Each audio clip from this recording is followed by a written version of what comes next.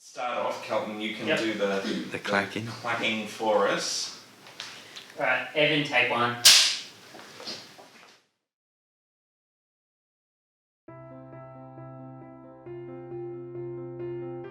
Yeah, well, in the mid-70s, 1970s, I was studying a Bachelor of Science degree here at Melbourne Uni, and I developed symptoms of what was later diagnosed to be schizophrenia. I couldn't socially congregate or integrate with people. I felt withdrawn. I was getting feelings of paranoia. I thought people were talking about me regardless of them knowing me or talking to me. I also thought that people were following me. For example, when I was driving my car, I thought the car behind me was actually following me, or people were actually following me. And then I also had feelings where I thought my actual thoughts were all being broadcasted out publicly. People were reading my brain all the time, and I had no personal or private area in my brain that I could call it was my own.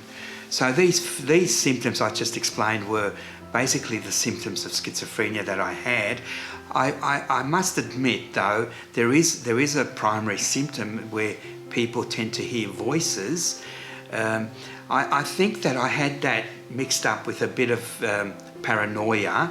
It may have been I was hearing voices, but I wasn't it wasn't a definite voice that I was hearing all the time. So, in as far as that symptom, it wasn't a primary symptom of my illness. But I had distorted thinking. And as time progressed a little bit while I was studying at Melbourne Uni, these symptoms were flaring up to a point where I couldn't handle it. My parents noticed it as well. They took me to a priest because we were religious. Straight away they took me to the local priest, where he recommended I see a medical profession, a GP. I went to numerous GPs. Initially, they gave me sedatives or calming medication, and hoping that it may diminish. But the symptoms just flared up worse and worse. I attended the ED department here at the Royal Melbourne, and then after several visits there, I was admitted into a psychiatric ward within the General Hospital, where I remained for 3 months. That was the duration of time they put people back then. Not for two reasons they put people there.